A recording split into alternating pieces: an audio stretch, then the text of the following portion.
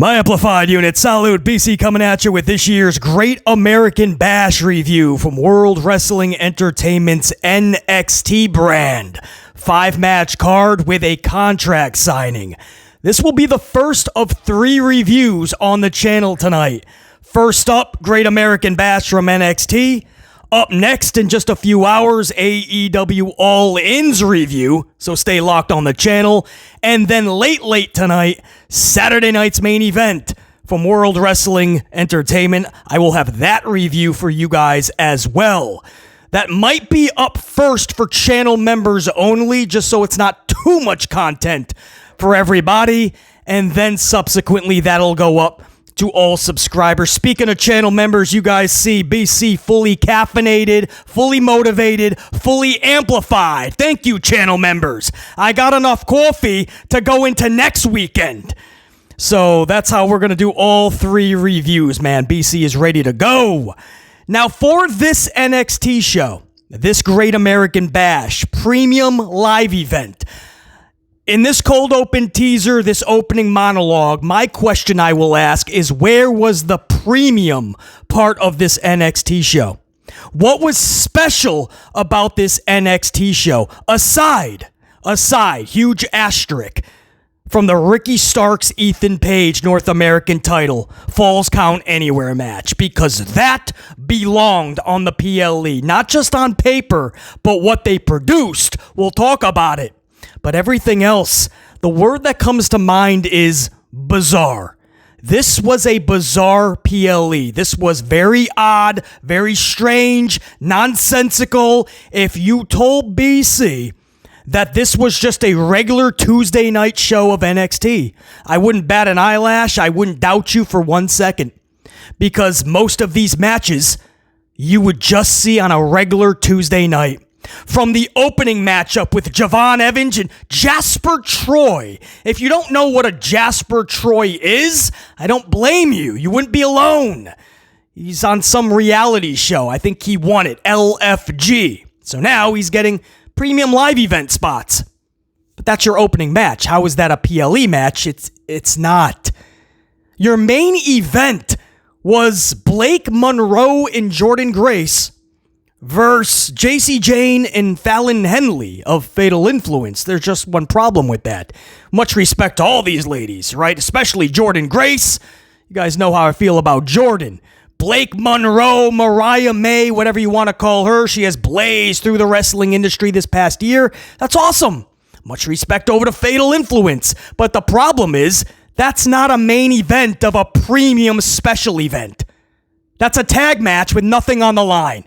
No reasoning, other than tomorrow night at Evolution, Jordynne will take on Jacey.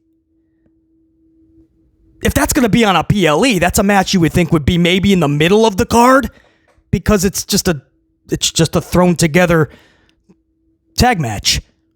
I'm failing to see how that is a main event. How did we go to some of the classic main events in NXT's history? Now, I understand you no longer have Dusty Rhodes running NXT, or Steven Regal, or a lot of those brilliant minds. But this can't be it. Even Shawn Michaels was producing better main events than what we just got. That cannot be a main event. The match wasn't even awful, or even bad. But it wasn't a main event. And how the finish went, and what happened post-match, or nothing, I should say, how is that the main event? These are questions I have, because you can't keep doing this. You can't keep calling this a premium live and then not producing anything that's premium. But it's pretty clear what this was all about, right? It's pretty clear that this is just to try to flood out AEW. They're using NXT. They're just using NXT to try to split AEW's audience even more. And if you needed any more evidence of that, WWE broke or confirmed the news that broke earlier in the week that Heatwave, NXT was bringing Heatwave, or should I say WWE is bringing NXT's Heatwave, August 24th. If that date sounds familiar, I believe that's the Forbidden Door weekend. In fact, the day of Forbidden Door. And if that's the case, then this would be the 3rd consecutive premium live that is going head to head with AEW. That's no longer a coincidence. A coincidence is a couple of times, but even this time, we looked back at Backlash weekend. And what was that? Battleground? Battleground going right up against AEW. Double or Nothing, I believe it was. And we're like, whoa, that's not a coincidence. And then you went into Great American Bash going up against All In, and you know that was purposefully done. And now Heatwave going against Forbidden Door. It is clear that this is the new business model. They are just using NXT PLEs to try to split AEW's audience, to try to flood out the conversation that AEW brings after their events. That's a horrible business model because you're no longer paying attention to your structure, to your brand, to what you are doing. You're just trying to prevent another company from succeeding. And that is clear. If you watched this event, it was like there was no thought put into this. Like this was just another random Tuesday night. A lot of you guys probably did not watch this. Maybe you're watching All In up front. Maybe it's just NXT. You just don't want to give it a second look. Maybe it's gotten so damn bad, it's not worth your time. I hear you. BC's got you covered. You guys tell me all the time I no longer watch it, but I still tune in to you, BC, because you save me the hours, first of all, and I know you're going to give us the upfront honesty, no bullshit, full amplification. So let's do it. Let me get a swig of coffee, and I'll show you guys what I mean. I'll run down the 5 matches and the contract signing, and you tell me that this isn't a bizarre card. That when it was all said and done, where's the premium factor? If it wasn't for Ricky Starks and Ethan Page, I'd be trashing this shit. Swig of coffee. We're going to start with Javon Evans versus Jasper Troy. This was the opening bout. That's it. We started it off and we just ended that match. That's all I have in the notes. There's nothing to talk about. Javon Evans beats Jasper Troy. I believe this is the 3rd consecutive loss for Jasper Troy. Jasper Troy won a show called LFG, which is one of those shows that just exposes the wrestling business. So, yeah, we'll give him a PLE matchup now with Javon Evans. Awesome. I don't know what was premium about this. I don't know what about this match could not have just been settled on Tuesday night. Next, Sol Ruca defeating Izzy Dame to retain her North American title. Now, at least Sol Ruca is a pro wrestler most of us actually want to see in that ring, right? She herself feels special. Other than that, Sol Ruca versus Izzy Dame, if that's supposed to make fans whip out their wallet and hand over $10-20, I just don't think it's going to happen. That's another match that you could easily just pay off on a Tuesday, a regular Tuesday night show, and I don't think many are going to give it a second look, unfortunately. And if they do, it's because Sol Ruca is performing. And a lot of people know she's so damn special, and they got to see her perform. That's what made this special. Much respect to Izzy, but it's Sol Ruca. I mean, you hear that name, and it's amazing too, because when she started to break into NXT, it was when Lola was supposed to be the next big thing. Jada Parker, Kalani Jordynne. And you guys know how much respect I have for Kalani, but it just seems like once she lost that North American title, the brand didn't know what to do with Kalani. And simultaneously, it looked like she just lost a bit of that confidence. Jada Parker's in no man's land. She's got like 1 foot. If the wind blows this way, Jada Parker's going to be huge. If it blows the other way, Jada's about to take 10 steps back. And I love Jada Parker. But it's another one of those females where the brand is either one day really behind her, the next day they could just be like, Lola, 10 steps back easily, but that's because creative booking, they don't have anything for Lola. So 1 week, they're making something big out of her, right? She's in an underground match, knocking other ladies out. For the next month, you don't even hear about Lola. She's over in AAA having matchups.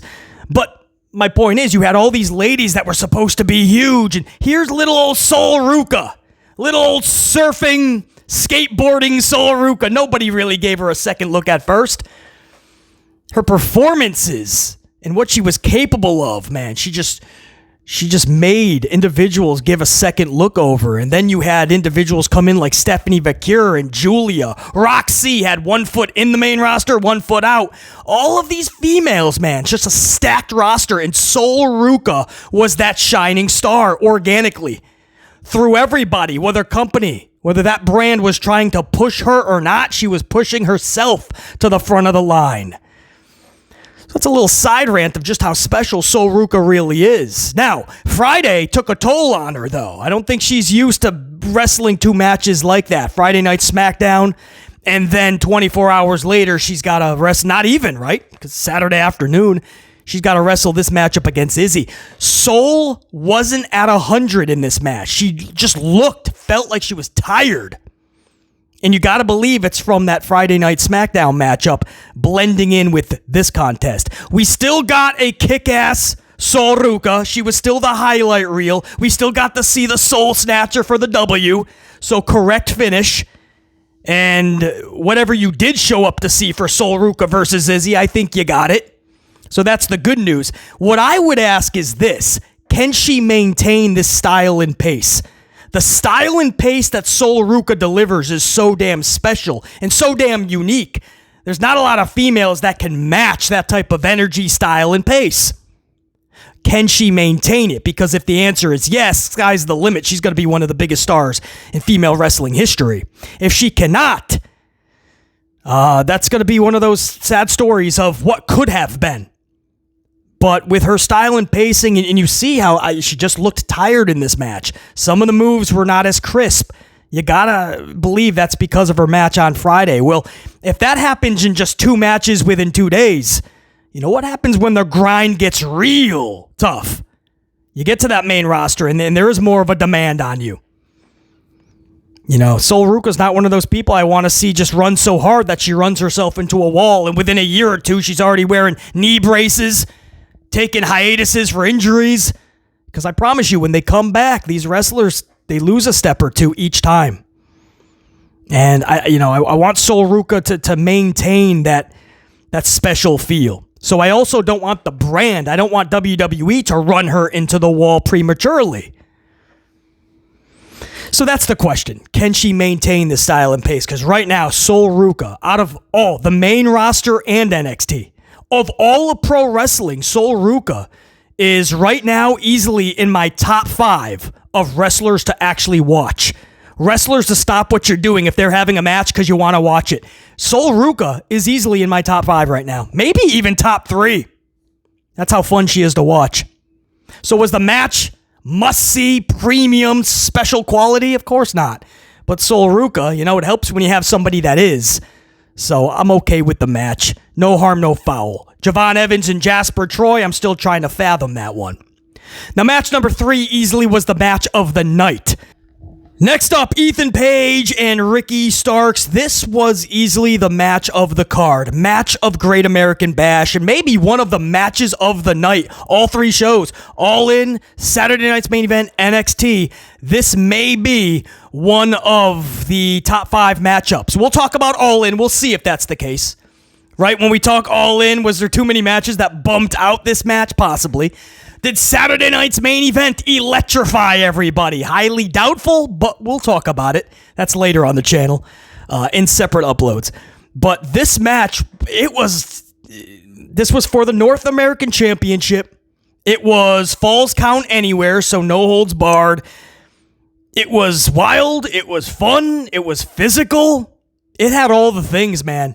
And unique. Usually when you hear no holds barred, Falls Count Anywhere, you're going to see kendo sticks and chairs and tables, but you saw just unique ways to utilize everything. That was the cool part. Like, there was one spot, it was wild, jaw dropped for like 2 full minutes, where Ricky Starks was backdropped onto 2 steel chairs middle of the ring, but they were sitting upright. So the chairs were set up, right, back to back. Back to back, so you got the tops of the chairs, and Ricky Starks was backdropped onto the 2 tops of the chairs. Not the seated part, the 2... And it landed like his spine perfectly went on both tops. I mean, it was wild, man. I'm like, you had the feel for that dude. And the way he sold it was like, oh, that hit directly on the spine. It was wild. And of course, it didn't help for later in the match, the finish of the match, when Ethan Page razors edged Ricky Starks off the stage, many feet all the way through several tables down below. It looked gnarly, man. Ricky sold that beautifully. Ethan performed it beautifully. And Ethan goes and takes the title at that point. Ethan Page is your North American champion when this is all said and done. Some of the fun, too, with Falls Count Anywhere and what you can do if you just put a little bit of care into it. They didn't just go backstage. They were there, though. But they also went to this bar area because it was a small venue. One of those, if you've ever been to Broadway in New York, it was like one of those like Broadway bars. During intermission, you got to go get your drinks. So it's a quaint, but kind of, it's a unique bar setting. And just watching them fight in this setting, I wish they could have done a little bit more. Just give the person who runs the bar a couple $1,000s. Go, listen, we're going to trash some shit. We're going to break some glasses, some bottles. One of our wrestlers might go over your counter. But I think it's an actual working bar, guys. So, I mean, they were literally serving people, so I don't think they could do that. And it's a small venue, so I don't think they had like 4 or 5 bars. So I understand, but it was still a cool setting to watch them performing right outside this little bar setting. Everything about this match, I liked it. On paper, I thought this was probably going to be the match of the card. When it was performed and all said and done, it was the match of the card. It was a lot of fun. It's exactly what I would expect to be on a premium live event, a special event that you would pay extra for, even if it's a streaming service. So, yeah, Ethan Page, Ricky Starks. That's it. That probably should have been the main event. There's no probably. Because when it was all said and done, that's the only match that was worthy to be in the main event. Ethan Page, Ricky Starks. Then we went into the world champion, Oba Femi, and Inamura. Oba defeating Inamura. At first, the Josh Briggs spam was annoying, but the backstage altercation had BC saying, all right, I'll let it play out.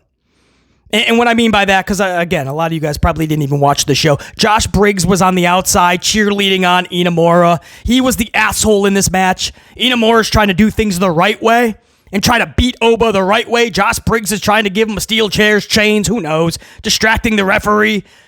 And Inamura's like, stop. I think at one point he actually wanted to use the title, or did use the title. And Inamura saw the title and was like, what are you doing? And Briggs is like, just do something. But it was so much Josh Briggs spam in this match. Too much Josh Briggs. It started to get annoying. I'm like, listen, you got to get the focus off of Briggs, man. Because that's too much. But then backstage, so Oba wins this match. I don't think anybody's that's pretty obvious. Oba wins this. But backstage, Oba was having an interview. And Inamura comes in and they share some mutual respect. But Briggs comes storming in. And Briggs is like, he's the nice guy. You know, he tried to do things fair. But I'll tell you this, I'm not that guy. And Oba and him start shoving each other. And people are breaking it up. And I'm like, all right. Briggs and Oba could be something special, actually. That could be good.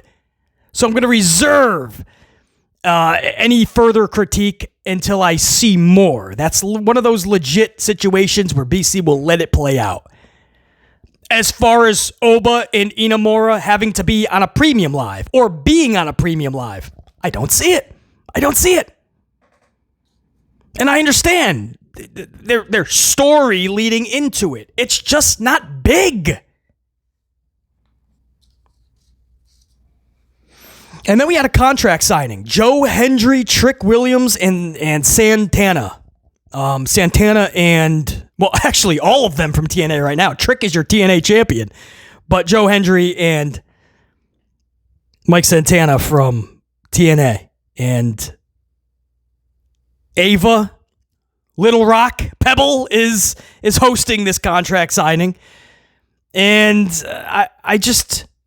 I'm looking at it and I'm like, this is so, I like how they're splitting up the pay-per-view, and it's not just match, right? They have something special. I like that. But you could already tell there was nothing special in this. They're all going to say some words. And when you have a small venue like that, and the noise is already an issue, because when they go quiet, it's It's awkwardly quiet. And so they're all trying to just cut a promo on one another, and then Trick just gets double powerbombed through a table. And then the lights go out, and bootleg Retribution shows up. What do you call them? Dark State. I still call them bootleg Retribution. I mean, how can you watch Retribution fail so miserably and then do the same gimmick a few years later in a different brand? If you saw Retribution fail miserably, what the hell did you think Dark State was going to do? A bunch of rookie dudes together trying to be fierce, mysterious, and badass. A bunch of tools. And they beat up Joe Hendry and Santana. I don't know. If the rest of the card just was more special, maybe I wouldn't have a problem with this. Again, at least it broke up the action. If it got you more excited to see Joe Hendry and Santana and Trick Williams at Slammiversary, because that's where this will be, this TNA title match. Slammiversary. Carlos, the head of TNA, was in attendance.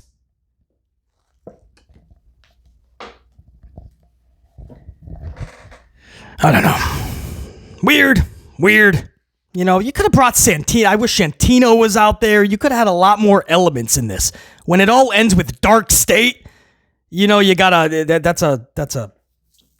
that probably should have been saved for a dark segment. That's what you do on a house show. You got the dark matches, or a TV event, I should say, and you got the dark matches. So nobody is actually viewing that from cable or on streaming. That's just for the people in attendance. And then the main event, Blake Monroe, formerly known as Mariah May, and Jordynne Grace defeating Jacey Jane, Fallon Henley, a fatal influence. Monroe pins Jane. And BC's thinking, WTF moment. I'm sorry, what? First of all, why is this the main event? What? Mariah May, Blake Monroe, and Jordynne Grace versus Jacey Jane and Fallon Henley is your main event of Great American Bash. If that is not a catastrophic fail, I don't know what would be. That's not a main event on any event of any year. Even if tag titles were on the line, I don't see how this could be the main event over something even like Ricky Starks and Ethan Page, or even Oba versus Inamura. I don't see it. I probably would pick Ruca over Izzy over this. And I respect Jordynne Grace so much. And I respect what Mariah May was able to do over in All Elite Wrestling and get her dream contract with WWE. I get it. But not only do I not understand how this is a main event, I don't understand how you're going to have your champion. Jacey Jane is your champion. Your women's champion. And I know this is just to give it to Jordynne Grace tomorrow night. But how are you going to have your champion lose to Mariah May, who's not even going for it tomorrow? Jordynne Grace is taking on Jacey. So you think the obvious way to go here is Jacey pins Jordynne Grace, and then tomorrow she gets that huge W back. And not just the W back, she also gets a championship with that W. But Mariah May beats Jacey Jane before Jordynne Grace beats Jacey. So everybody just beats Jacey Jane before you finally take the title off of her. You don't want to do Jacey dirty like that. I understand they had to rip the title off of Stephanie because they had to rush her to the main roster. And I understand that Jacey had to be the stepping stone champion, the transitional champion. But let's pump the brakes on doing somebody too dirty. Mariah just beat Jacey Jane like she's an absolute nobody. Whether she's a mid-carder with a title or not, she still has the title.